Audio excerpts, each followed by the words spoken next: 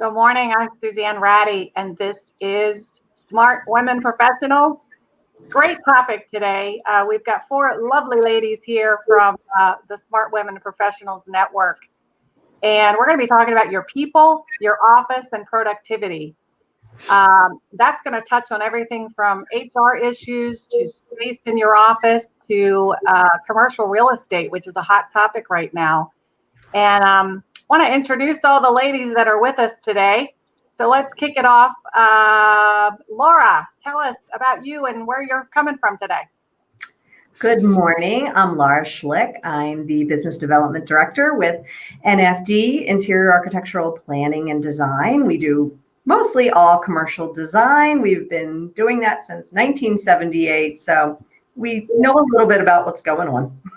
All right. And how about Karen? Hi, I'm Karen Cherry. I'm the Vice President of Office Leasing for the Howard Hughes Corporation. Our largest development in this region is downtown Columbia, and I'm excited to talk about some trends I'm seeing in commercial real estate. And roughly, Karen, how much square footage do you have under your portfolio there? We have about 2 million square feet in downtown Columbia currently, and a pipeline to develop up to 14 million square feet of new product. So you got a little bit of space. A little bit, yeah. And Kelly, tell us about you. Yes, good morning. Kelly Mitchell. I'm the principal consultant and founder of Impact HR.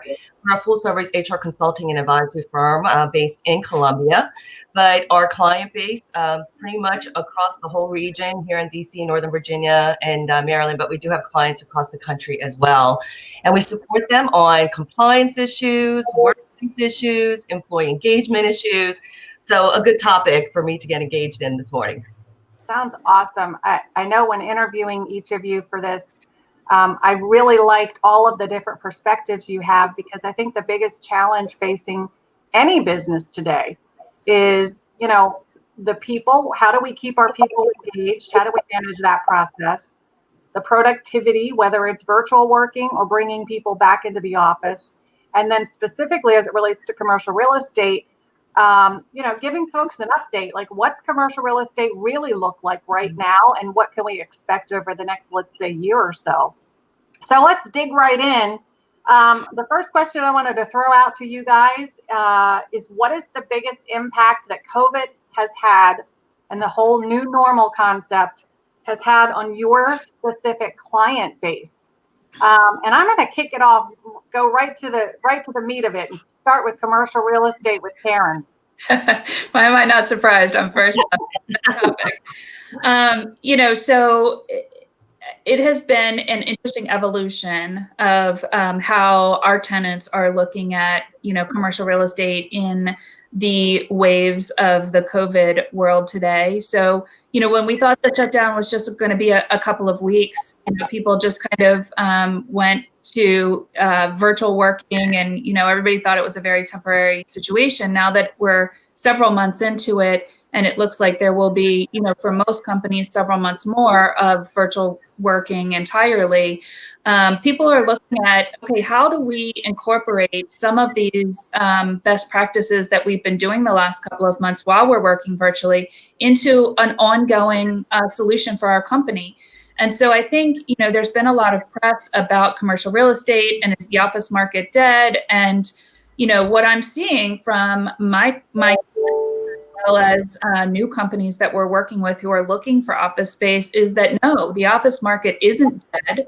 However, the office market is going to be changed. And companies are still in that process of trying to figure out what are temporary changes and what are long-term changes. And when you think about some of those long-term changes, you really have to start and understand that virtual working is going to be incorporated into most companies' strategies going forward. And so how does that change what the office looks like? I do believe that offices will continue to exist. So the office market isn't dead. But the way that the companies use their office space is going to be different going forward. So for example, the office space may be a gathering space. Once it's safe to come back and be more than a couple of people inside in a confined space, companies are going to be looking for their office space to create culture, because it is very difficult. And I think Kelly will touch on these things a little bit later in our conversation, but it's difficult to build culture in an organization where everybody is in different places and looking at each other over computer screens. So the office needs to be that facility that will then enable more of a cultural building, so that as you're adding new people into the organization, they feel like they're part of something instead of just, this disconnected part of a virtual world that we're in currently. Right. Yeah. And I think that's going to require a lot of innovation, innovative strategies. And that probably ties right in with Laura and what she's seeing in the office design world. Talk to us about that, Laura. Yeah, in the beginning, as Karen said, it was sort of a short-term thing. And we saw a lot of people kind of put the brakes on, hey, we're looking for space, and hey, we want a whole bunch of space. And so, yeah, it definitely impacted our business that way. But as time has gone on, people have definitely started to go ahead and proceed with plans that they had. We've moved multiple people in even during this time, and not small spaces, 10,000 square feet or so.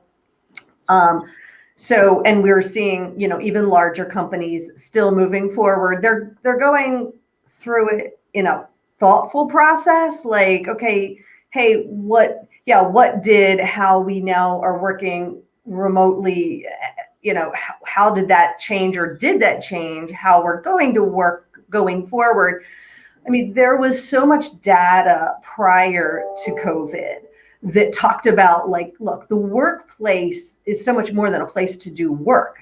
And I think that part of the reason why so many companies potentially were so successful at this, remote working, besides the fact that we all just got shoved into it, right? We had no choice. So we're all pretty, we're pretty dynamic people, and we can all roll pretty well with, when we're hit with a crisis, which is what that was.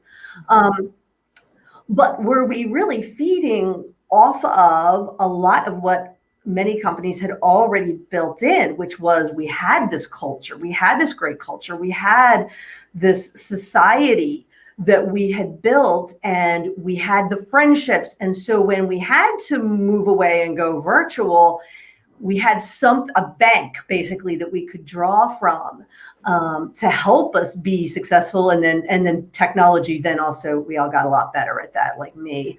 Now I know how to do Zoom, sort of. So I think it's going to still be evolving. No, we are not seeing spaces shrinking. Karen was dead on with, right, it's going to evolve some. There will be some remote working definitely implemented within all probably companies. I mean, and that just flexibility and adaptability, right? Like, but again, we were already talking about that. We already had all the data about that. It was, we were really starting to push that ourselves, that spaces have got to be flexible and adaptable, because technology changes daily, and technology is going to be one of the hugest drivers in all the facets of how we do business. So then implementing that into our space to let the space really work for us, I mean, that's what smart businesses are going to be doing and looking at. Yeah. And, you brought up a good point when we were conducting kind of our pre-interviews, that you're not one of those people that can work virtually, that you need that office structure. And I think that ties and provides a nice segue to Kelly, because, the fact of the matter is, while we all like working from home and we all like Zoom and virtual work environments, the fact is there is a large portion of our population and our workforce that really needs that structure or day-to-day interaction. So Kelly, talk to us about what you're seeing.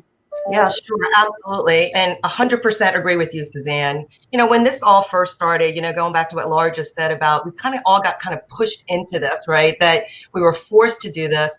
We had to put everyone outside of the office. And the challenge for most companies in the beginning was they weren't prepared for it, right? They weren't prepared with all of the technology, all of the equipment, getting people set up in their homes to be able to be productive.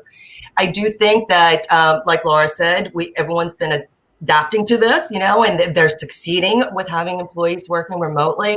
But the cultural piece is really big. I think companies now are challenged with, how do we kind of reinforce our culture now that everyone's so spread apart and they don't have that social interaction anymore.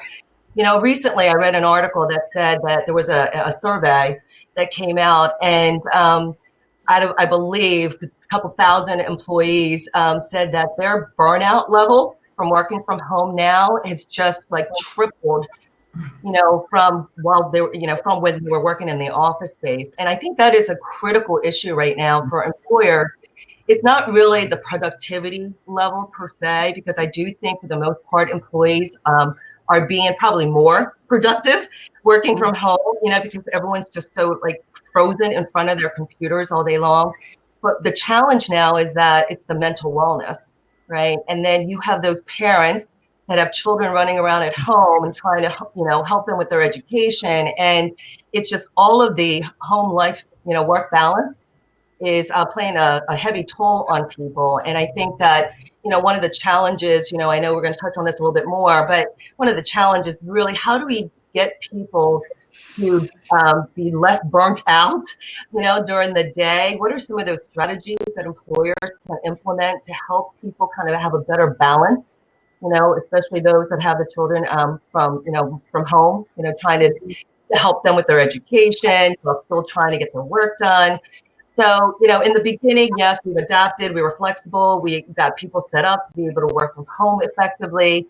Now that this has kind of gone on for months and months and months, now the challenge is, okay, yes, productivity, people are doing their work, but we're sensing that they're probably maybe a little bit more disengaged now because it's been so long for this. And then, the challenge is we don't know when this is going to end. And so what do we need to do to make sure that we are reinforcing our culture? What's the communication look like with our people? And then more importantly, are we actually being authentic about, reaching out to people, talking to them, and really truly finding out what are their challenges while working from home and what can we as the employers do better to help them, right? So, and I think you're right, Kelly. Even what I've been seeing in my own company is, teams, it's difficult to build a team and build that loyalty with the team when everything is unknown right now. And so, when I'm reaching out to my teammates, and I'm saying, how are you doing? How is everything going?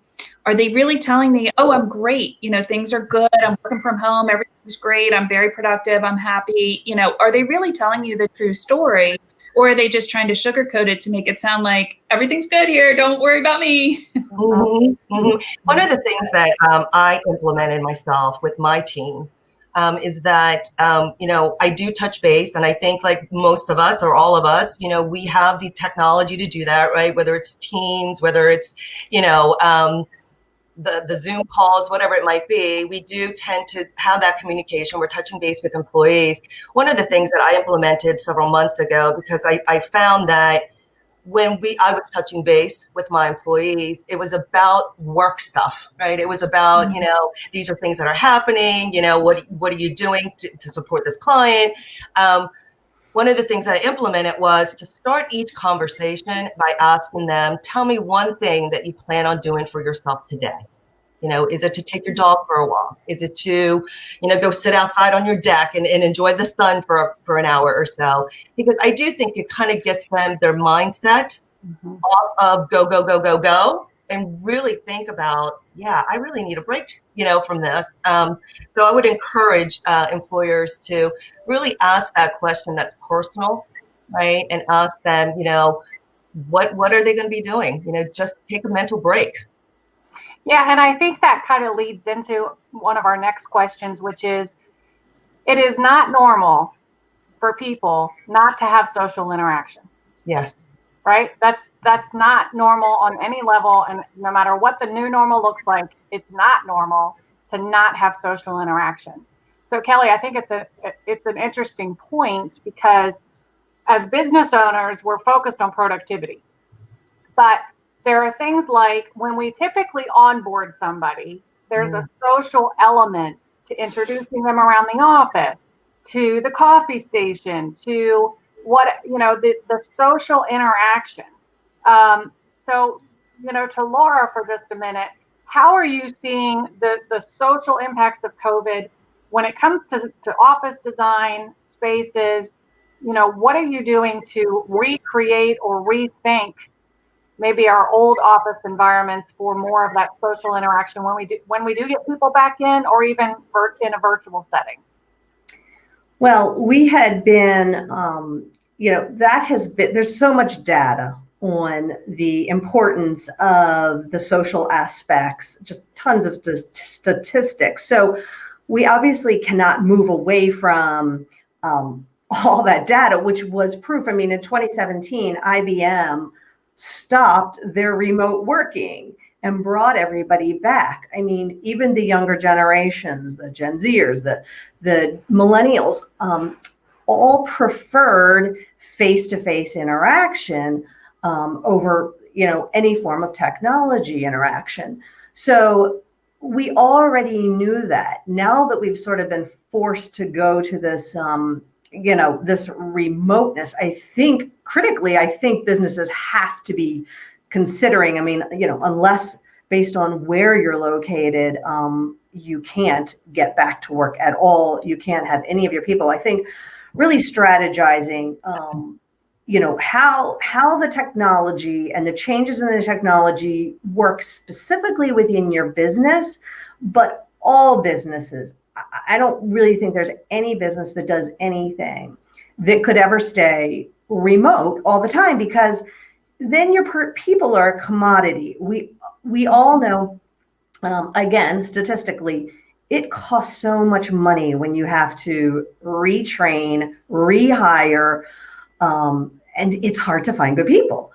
I talked to tons of different types of businesses in all aspects. So we can't afford to lose people, because if they're sitting home behind my computer and doing work, then I can go to the next company for another $1 or $2 an hour. I don't belong to anything, right? And so that culture and that mission, and that's something that I thrive, like you said, right? People are social beings. That's how we were designed. So I can't stay in my house forever by myself and not be part of something. So how are we going to make these businesses stay? Sure. So again, building in flexibility and adaptability, where the lunchroom is maybe not just a lunchroom. It's a very open area that we can use flexible walls and dividers and things with very flexible furniture, so that can become a large meeting room, that can become smaller meeting rooms, that can become collaboration spaces, that we can social distance as we need to. Is there going to be another pandemic? Hopefully not for another 100 years again, but but things happen, right? And all that. So just again, building in that flexibility, but it is so critical that businesses really understand that your culture, it was already super important, whether you were paying attention to it and whether you realized it or not. So keeping that an important, and let's get these people in a staggered format, half of the staff, a quarter of the staff coming back several times a week and having the chance to socialize and all, I think is going to make every business much more successful.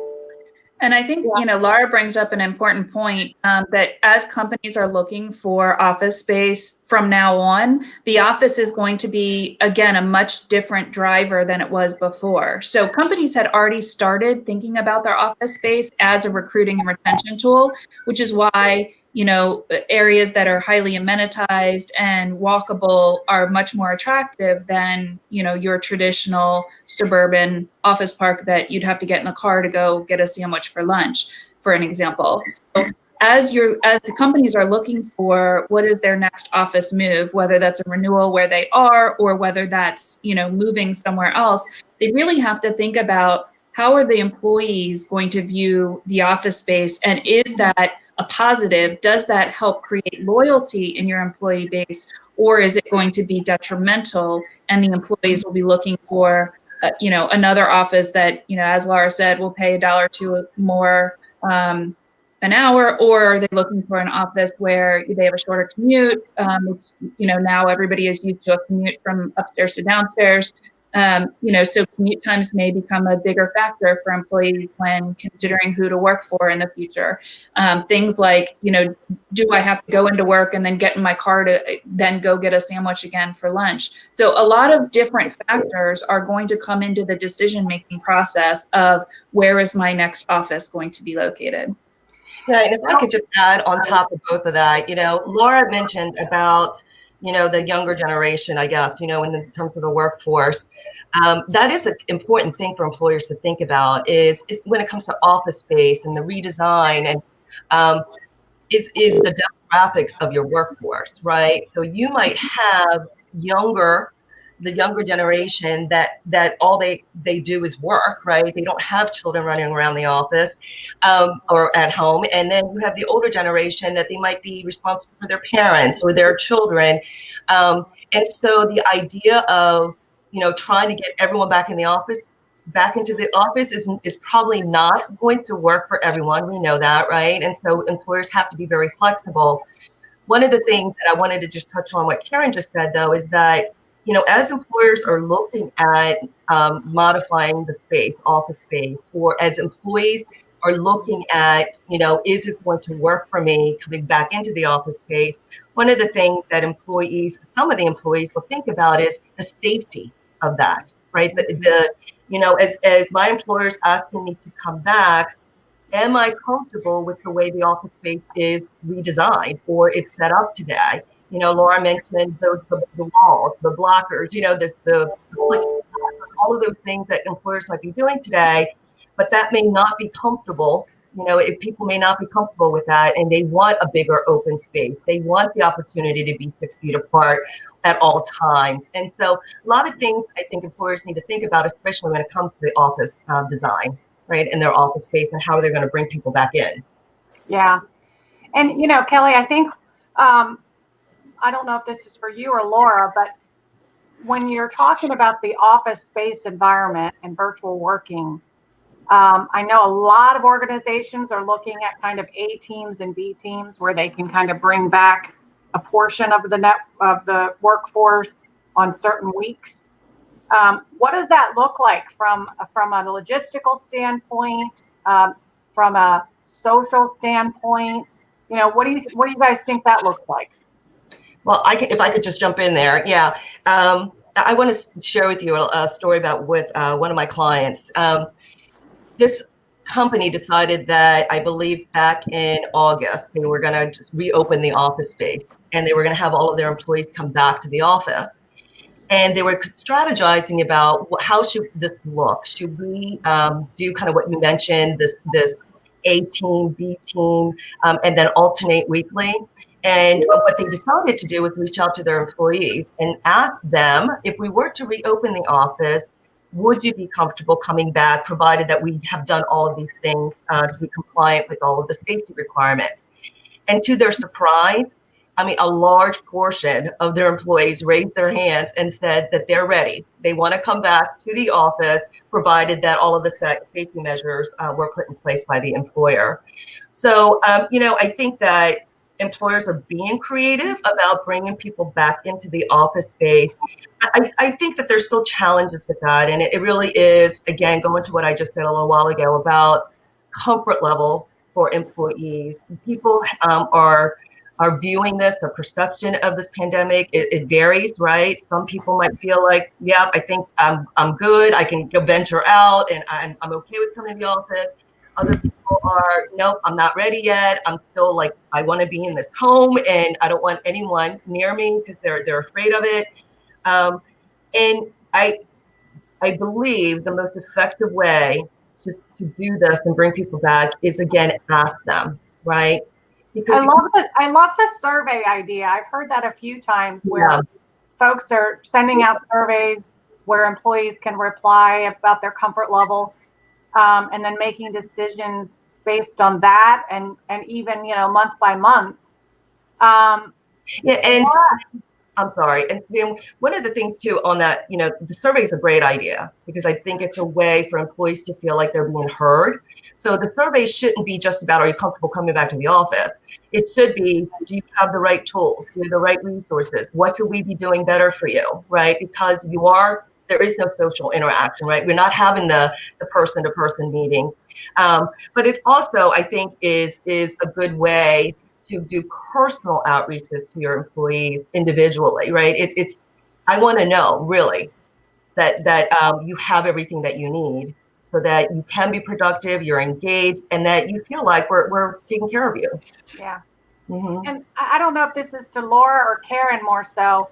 Are we seeing any trends specifically for those with children where we're incorporating any sort of, I don't want to call it daycare, but some sort of environment where we say, okay, we need more space because what we're going to do is set up a learning center for the kids, and we're going to have the parents work here. Is there any of that going on out there? I haven't seen that. Laura, have you? No, I have not seen that at all. So we haven't seen it yet, but do we think that, does that sound like a good idea, or what do you guys think about that? Again, I think I go back to what Kelly just said, in that you really have to treat each person individually. And so, if you're a large organization that has thousands of employees, that might be an option for you. But realistically, in this region, we have very few of those, right? And so most companies, have 20 to 50, maybe 100 employees, and it's a much more manageable task. So surveying those and treating each individual separately, I think is a much more realistic approach when you have a smaller workforce. So, I just want to caveat it with that. But I think that, you have to take into account, again, location of, real estate is all about location, right? So I'll use an example of my daughter, who's 24. She lives in Chicago, and she takes public transportation to work. She is uncomfortable, regardless of what the office looks like when she gets there. She's uncomfortable because of the risk of her just getting to the office. And so there are so many other factors. When you think about, do you have a high risk individual in your home? You personally may not be, but what are the other people who you would be, putting at risk by going back into an office setting? So I think there will be a time eventually where companies can say, everybody has to come back to the office, and, this is just the way that we're going to move, but we're not there yet.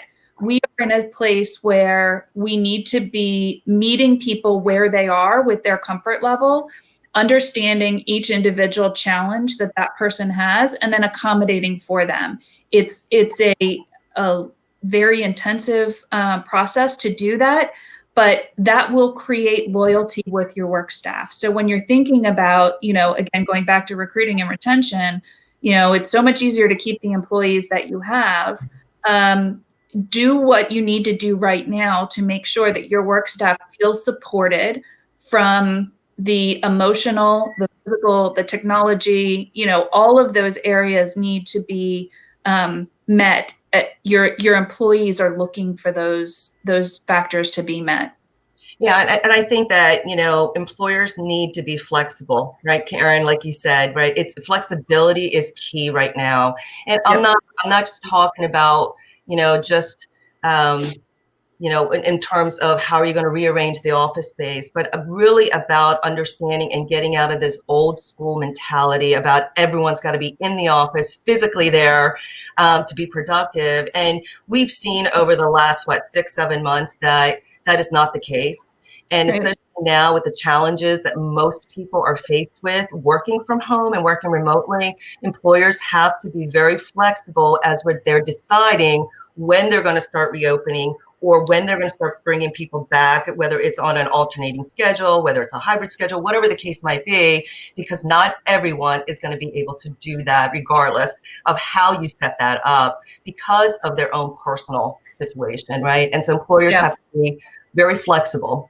So I think that brings to mind an important question, though. And that is, so when I was talking with Laura initially, she was like, I had to get back to the office because I was not productive at home. So in a situation where let's just say that the next 3 months people have got to stay virtual, how do we ensure productivity, especially for those who are more challenged being productive virtually? And Kelly, that's in your wheelhouse, I'm sure. I know Jerry Sandusky came out with an app not too long back that was to monitor and provide more feedback to employees on a more regular, even a daily basis. What are the things that you're seeing or recommending out there for clients to ensure productivity? It's the flexibility, as I mentioned, right? So we have clients that have their work schedule for their employees to be a little bit more flexible. So it's not, from 8 to 5 type of schedule, right? It is understanding that, they may have to step away from 8 to 10 to help their children with their online schooling. And so maybe their day starts a little bit later with that. So it's, again, going back to the flexibility of how you're asking people to work is key. I also think that, in terms of the productivity level, I think employers need to understand that people are productive, right? And I think especially now in this remote space, it's easier for them to be productive because they're not interrupted all day, right? Unless they have the children and those responsibilities. But the productivity levels have what we've seen since all of this started has increased with people. It hasn't decreased. The challenge now is, are they going to burn out, right? Are we going to lose these people because they're doing way too much every day, not just from a work perspective, but everything else that's going on in their personal lives? And so it's that mental wellness that employers have to be a little bit more mindful of now moving forward, because again, we don't know when this is going to end. We don't know how much longer your people are going to be working remotely and being secluded and not having the social interactions like they used to. So it's being mindful of what are some of the things that we can be doing to help them with their mental wellness. And, one of the things, like I said, is encourage them, take a break, right? It's okay for you to step away, right? Not answer those emails for 15, 20 minutes, go outside. Because I think that personal touch and that personal level of communication is important for people. Yeah, and a lot of the clients that I advise on is more for sales strategy. And one of the things I advise clients to do is for accountability and productivity. In salespeople are naturally on their own half the time anyway. So virtual working is no big deal, but it's keeping them motivated. It's keeping them engaged. So while Kelly's talking about flexibility, what's going through my head is salespeople have always said flexibility, but now more than ever, what they really need is accountability. And, I know when I had sales teams, we had a daily huddle call. Every single morning we got on the call. We talked about what we needed to accomplish for the day. It was a great way to kind of create that engagement, but it also created a level of accountability. Like, okay, you're going to make 20 phone calls today, or okay, you're looking to close this deal by the end of the week. What can I do to help you? I cannot iterate enough how important that accountability factor is. We always use that in sales teams. I'm telling clients, hey, for your operations team, for your call center, for whoever it is, that kind of a daily huddle brings people that social interaction that they need and that engagement that they need. And on the opposite side of the spectrum, an end of day huddle. Maybe if you have an operations team or an administrative team, having an end of the day huddle to see where everybody is, what are the challenges they had, is a great way to kind of manage time. Because when we used to do that in some of the organizations that I've worked with previously, and again, some of the clients I'm advising now, that end of the day huddle, even for our leadership team, it says hold everything till close to the end of the day. Maybe it's a 3 o'clock huddle. Hold everything, and that way you're not interrupting me all day, or you're not trying to reach me while I'm trying to do other things. And that 3 o'clock huddle call with a leadership team, for example, everybody knows that's where we're going to bring our problems or our challenges. That's where we're going to resolve and make decisions. And now everybody's not constantly going back and forth trying to reach out and try to answer and respond to. So I have particularly found that's really helpful to organizations that are trying to create some level of cohesion in the virtual work cycle. Anybody else have experience with that? Oh, yeah, I would agree with you. I think that, and what I'm hearing from you and what I think is important for employers is to have a set schedule for your people, right? It's don't interrupt, because I think that creates a little bit of stress for people, is when you're trying to reach out to someone and it's not scheduled per se. But that schedule is very helpful for employees. So Suzanne, like you said, it's if everyone knows, your team knows, 8:30 every morning, we're going to do a 15-minute group huddle, right? Or 3:30, 4 o'clock at the end of the day, we're just going to do a quick 20-minute catch up for what happened during the day, resources that you might need, what the team can do to support each other. That also sets that mental level for people, is I have this set schedule. I know I need to be up and ready by 8:30, or I need to be ready by 3:30, 4 o'clock for my call. It keeps them on a routine.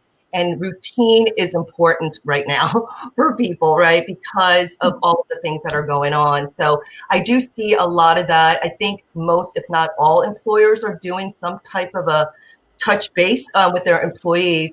How you do that, I think, is key, right? Again, going back to what I said earlier about being authentic, being transparent. What are the calls really about? Is it just so we're going to be chit-chatting for 15 minutes? Because that might not work for some people, right? And some people might welcome that. But you don't know what's going to be effective for your people unless you actually talk to them and find out, what could I be doing better as a manager, as an employer, to support you? Yeah. Mm-hmm. Let's switch gears for a minute. So each of you have different, Laura and Karen may have some overlap, but each of you have different client bases. And the size and organizations of those companies is different. There's even solopreneurs out there who don't have big offices or lots of staff, but they still have some of these same issues and requirements. So what I'd like to talk about for just a minute is, as it relates specifically to your client base, what are you doing to help businesses adapt? So let me start out with Laura. What are you specifically doing to help your clients right now? Well, I think even prior to this, that the companies who got it, the smart companies, were really engaging professionals to help them really process through, think through, question, engage employees in the discussions of, how do we work? What is our mission? How can we use our space to continue what our mission is, to reflect our culture and support our culture with the use of the space? Bringing in COVID, okay, so a lot of us are virtual, but even with COVID, how can that space still support that culture? How can we? And so just really engaging in some in-depth, we have gobs of questionnaires and things that we put out to companies when they want to, go through this process. And it also helps with, size. How, some companies don't even know how much space they need. And now I think, that's always, obviously Karen and I both always, is the office going to shrink? Is the office going to get bigger? Is the guy probably going to say the same? Probably. Because we're probably just going to use space potentially a little bit differently and build in that more flexibility, adaptability that I was talking about. But probably if you were about a certain size, and maybe you need to go through that process to help figure that out, you're probably still going to be about that same size. But people, are you reconfiguring spaces to have more social distance? Not really. Okay. Not really. I mean, some of the companies are putting a little bit, so benching was kind of a big thing, which was where, tables and desks were kind of just in a long line facing each other, not really much divider, or very little dividers.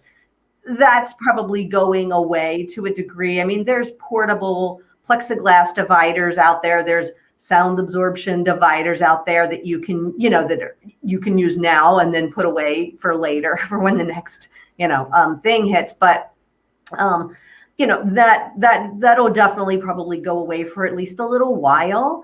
But no, as far as, everybody's not all of a sudden now going to be back into private offices. Again, I think everybody, there is no one size fits all for space in companies. Okay. So Google and Facebook can do some really cool things, fabulous things in their companies. They can also afford to absorb, hey, our people can all stay remotely and I don't, hey, and they can have total paid time off for however long they want. But most of us in normal companies, especially the small businesses, I mean, we can't absorb those kinds of free-for-all costs and things. So our space has to really work and help performance help employees be more productive, help the whole business be productive. I mean, that's ultimately what a good workspace is. It's not just a place to house people. And when people are coming back right now with these A/B teams, are they generally putting people like every other cubicle or something like? Yeah, right. Yeah. So some people are going to every other cubicle. Yes, exactly. That type of thing. Just a staggered entry with staggered where you're sitting. Yeah, again, all dependent on, what's so half of a team, half of let's say a call center team, you're going to wind up with a lot less people and you're going to be able to have that distance. So again, it's what works for your business and what's going to be successful, and just having those conversations to help people. Yeah, I mean, because you have to, like Kelly said, you've got to make people feel safe, and that you have all the extremes, the ones who don't care, don't wear the mask, you know what I mean? And the other people who it's really they're very, nervous about the whole thing. And so you have to, how do we balance and make everybody You think bullpens from the 90s are going to go away? Well, the bullpens from the 90s were probably going away anyway. Yeah. Going away, but again, and it shouldn't just be about housing people, but at some point in time, it is about space per person and what works for your business. You know what I mean? If people do need higher walls because they're making phone calls all day long and they do need to be able to sort of heads down, then, an 8-foot cubicle might be okay for them. Probably not. We probably can bring it down a little bit and let some daylight in, but. Let's switch gears for a minute. Karen, so there's been a lot of discussion in some of the groups that I'm involved with who are more small business, solopreneurs, or small businesses that have a few employees and they're turning more towards this virtual environment. A lot of discussion around, yeah, but people who work from home and solopreneurs need social interaction too. Do you think that one suggestion I heard recently, which I thought was really innovative, hey, why don't we take shopping malls and make them into like these in-person office malls where, we have like a segment of people who can just rent a small little space, but they have food courts. What kinds of innovative things are you seeing maybe for the smaller business to create long-term engagement for virtual workers? So, it's really interesting because I think right now the whole industry is trying to figure out what does that look like. And there are a lot of creative ideas that are out there. I've heard the mall idea as well, because, retail obviously is having its own challenges, and that's a subject for another day. We've seen some struggles in the co-working environment in that, Regus has declared bankruptcy for several of its entities, and WeWork is giving back office space in a lot of its markets. So that co-working trend seems to be changing a little bit. I don't think it'll go away, but I think it will change. So I think those small companies who are looking for the social engagement are going to need to find other ways to provide that for their employees. Now, whether that's, having a collaborative hub that everybody goes to, and whether that's a shared environment or whether that's a leased, dedicated to that organization. I think, each company kind of needs to figure that out. But I think it's interesting. There is a lot of thought going into what does what do those small companies that only have a handful of employees, what kinds of things can they incorporate into their business models when it comes to office space, but really when it comes to just the way that they're going to run their companies going forward. So it'll be interesting to see. I don't know that we have any answers today, but I'm sure, Lara is doing as much as I am, kind of watching some of the global experts try and figure out what some of these creative solutions are. I just wanted to touch back on what Lara was talking about previously in the office space and adapting. It's really important who your landlord is right now, because companies can create a comfort level within the space that they lease, but they have very little control over what the building is doing. And I think that's really an important factor in creating employees' comfort levels and coming back to the office. We have seen some companies come back to the office. So we've been talking mostly about, everybody's virtual right now. Well, everybody's not. There are about 30 to 40% of our employees in downtown Columbia are back in the office, at least on some regularity. So companies are living through this now, coming back to the office. And what does that look like? What are their mask policies? What is the building doing from an HVAC perspective? And it's really important to engage your landlord in those conversations. And if the landlord is, doing a good job of communicating that to whoever the contact is at the organization, they need to be disseminating that information to the employees. It's really important to understand like I said before, all of the factors of what goes into making an employee feel comfortable. And I think there are building factors that companies can't control that they need to understand and really have an open, frank dialogue with landlords. Don't be afraid to start that conversation with your landlord because I work for a landlord. We are having those conversations and we're actually initiating those conversations because we want our employees and our tenants to feel comfortable coming back to the office. Yeah, and that's a really important point. I have a client, Rich Beatty over at MEC, and they have a really cool new product that landlords can put on their HVAC equipment that helps destroy bacteria. Mm-hmm. I mean, that's like, why wouldn't you make that investment? Yes, it's an investment. Yes, there's a cost associated, but it just seems like such a no-brainer to help bring people back to the office. Again, maybe not today, but maybe in the next few months. And, that kind of probably ties into something a little off topic, but that is from the social perspective. I had somebody ask me the other day, will we ever go back to handshakes? I will. I'm like, right? And I'm like, oh, I don't know. Like, is the culture going to change that much? But yeah, for me, it's the hugs. Are we ever going to go back to the hugs? Right. Me too, Kelly. Thinking about this product that Rich was telling me about, I think we're going more towards a culture of what can we do once the pandemic's over to make our culture, our society, our offices a little more healthy and a little bit more not impenetrable, but certainly a little bit more protective for common things. The flu every year at Xerox, I had to get a shot for the flu. It was not mandated, but it was highly suggested. And I think from a office standpoint, that's kind of a really important thing that you just called out. And I think how your landlord is handling that is probably going to influence people's decisions going forward about whether they stay or whether they move. Oh, absolutely. Yeah, absolutely. And I think that it's communication, right? Not just with your people, but everything that affects you as a business, right? And Karen, you bring up a good point. We're in a multi-tenant building, my office, right? We haven't been there since March, but it's still there. And we do go in occasionally. And I do have to give, the landlord kudos, the property management team kudos, because they do have signs everywhere. They've limited people and how many people can go in the elevator. I see people all day long cleaning out the restrooms, wiping down, the railings. And what they do very well is they tell us, they inform us if they're doing something with the HVAC or something became a barrier and they wanted all the tenants to know.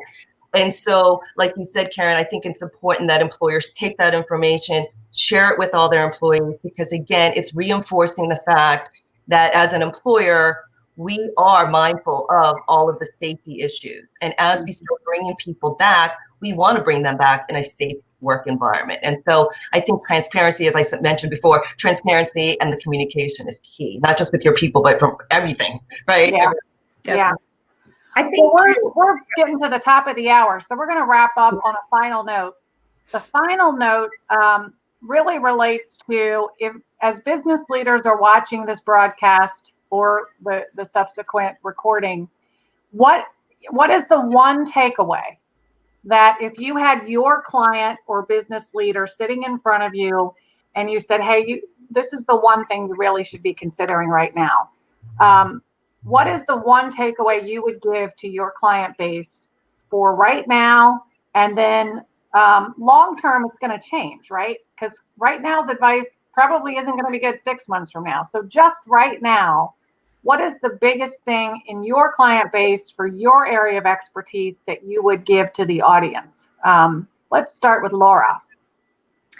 Well, I think it would be the same advice I would have given them prior, and that is listen to your employees, engage them in the process, asking them, Kelly definitely mentioned it, but, asking them what tools do you need to do your job effectively? What support just in general do you need to help you out in any way? And then, Kelly again brought up that, that mental wellness. We've been taught wellness. We've been talking about that in the work culture now for a while, and the importance of it. And so, yeah, now maybe even more so now than ever, just the burnout that we had already known was a real factor in the workplace. And now it may be really exacerbated. So I think your employees feeling valued is actually one of the best things any company can ever have. Okay. It's probably the highest valuable item. And that's what's going to really help create that culture. So engaging those employees in what's going to work for us, and then having that in respects to, all right, what's going to make our workplace be more successful for you and for the company in general. Kelly, you want to tag on to that? Yeah, absolutely. I would agree with Laura 100%. So she just kind of did my spiel for me here. But, the one takeaway, I think, for employers from all of this and everything that, we all shared today is the flexibility in communication with your employees. And what I mean by flexibility, it's really considering everything, out of the box thinking right now, right? From office space to your office design to, employees' personal issues that they might be faced with, and being very authentic with them. And just, going to what Laura said, is authentic communication, transparency in your communication is, I think, very, very important, today. And Karen, with you, let's do one takeaway. But before you do that, the commercial real estate industry has been so hammered on by all of this. And there's a lot of news and negativity and whatever. Maybe just touch on that as part of your takeaway. Yeah. And, when I think the challenge is always that commercial real estate is seen as one industry, and it's really not. So if you look at retail, retail's struggling, and absolutely 100%, that is a challenged subset of commercial real estate. Industrial, if you think about warehousing and shipping, it is going through the roof right now. Right. So office, I think, is kind of getting knocked around a little bit in the press and in the media, because it's being kind of lobbed on to the fact that, well, nobody's in the office right now. Well, they forget the right now part of that. And I think that it's really important to understand that, I'm seeing, for example, I leased 40,000 square feet of new office space at 6100 Meriwether Drive, which is a brand new building at the top rents in the market. So I think I would caution people from reading too much into what you see in the news about the office market being dead. It's not dead. It is, and this is also my takeaway, and my advice to people, you need to think about your office space differently than you have in the past.